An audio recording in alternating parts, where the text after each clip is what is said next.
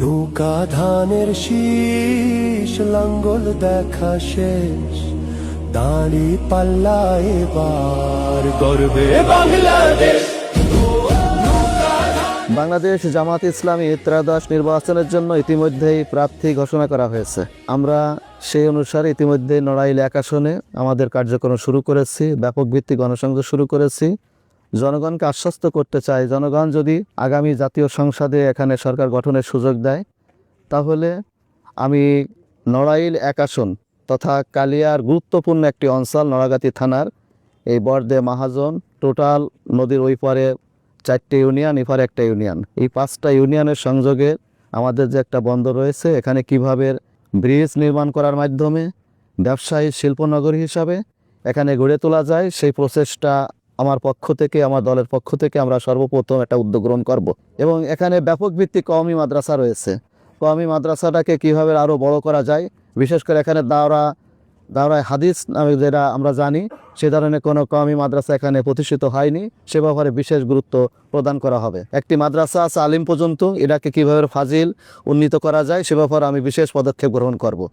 আমি শহীদ আব্দুল সালাম ডিগ্রি কলেজের সামনে দাঁড়িয়ে আছি। দীর্ঘদিন স্বাধীনতার পরেই এই কলেজটি প্রতিষ্ঠিত একজন শহীদের নামে।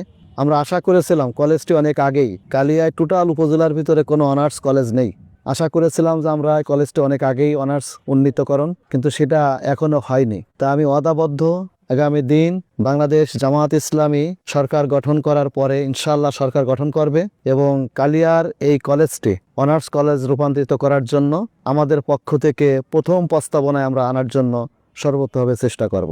আমি এখন দাঁড়িয়ে আছি প্রস্তাবিত কালিয়া 12 যে ব্রিজ, সেই ব্রিজের পরে কাজ চলমান।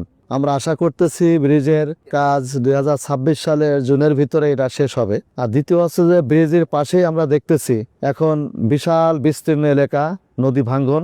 ব্রিজ যখন কাজ শেষ হবে তখন এই নদী ভাঙ্গন যদি এটা চলমান থাকে, তাহলে এখানে বসবাসের অনুপযোগী হয়ে যাবে। এবং নদীর পাশে ব্যাপক জায়গা এখানে রয়েছে, ব্রিজের 2 পাশে। এখানে কিভাবে আমাদের যুবকদের কর্মসংস্থানমূলক এবং মহিলাদের কর্মসংস্থানমূলক এবং শিল্পনগরী তৈরি করা যায় এখানে, সেভাবে যদি কোনো বিগ প্ল্যান নিয়ে যদি কাজ করা যায়, তাহলে কালিয়ার যুব সমাজের ব্যাপক কর্মসংস্থান তৈরি হওয়া সম্ভব। এখানে খুব সম্ভাবনাময় জায়গা। আমরা ইনশাআল্লাহ দেশি বিদেশি যারা গবেষক আছে তাদের সমন্বয়ে আমরা এখানে একটা বিনোদন পার্ক সহ, আবাসিক প্রকল্প সহ, এরপরে শিল্পনগরী গঠনের জন্য আমরা এখানে কার্যকরী একটা পরিকল্পনা গ্রহণ করব। যে কালিয়া স্বাস্থ্য কমপ্লেক্স মাত্র 50 শয্যায়, এটাকে কীভাবে 100 শয্যায় উন্নীতকরণ করা যায়। এখানে ডাক্তারের যে স্বল্পতা আছে, চাহিদা অনুসারে ডাক্তার যাতে সাপ্লাই দেওয়া যায় এবং মানুষের সেবা যাতে, বিভিন্ন প্যাথোলজিক্যাল যে সেবা আছে সকল কিছুই যাতে সুন্দরভাবে মানুষ এখান থেকে গ্রহণ করতে পারে, তার জন্য একটি কার্যকারী পদক্ষেপ গ্রহণ করব। বিশেষ করে এলাকায় খুন খারাপি যে রাজনীতি আছে, এটাকে আমাদের দেশে বিদেশে আমাদের স্থানীয় যেসব ভাইরা অবস্থান করতেছেন তাদের সমন্বয়ে, প্রশাসনের সমন্বয়ে কীভাবে একটি শান্তিময় নড়াগাতি থানা উপহার দেওয়া যায় সেই ব্যাপারে আমরা বিশেষ পদক্ষেপ গ্রহণ করব। নড়াগাতি থানার আমার প্রিয় ভোটারদেরকে বলতে চাই, আসুন দল মত নির্বিশেষে, জাতি ধর্ম নির্বিশেষে আগামী দিনে দাঁড়িপাল্লা মার্কায় আমাকে ভোট দিয়ে নির্বাচিত করবেন। এলাকার উন্নয়নের জন্য আমরা একসাথে মিলেমিশে আমরা কাজ করবো ইনশাআল্লাহ। সবাইকে ধন্যবাদ, মোবারকবাদ জানিয়ে আমি কথা শেষ করছি।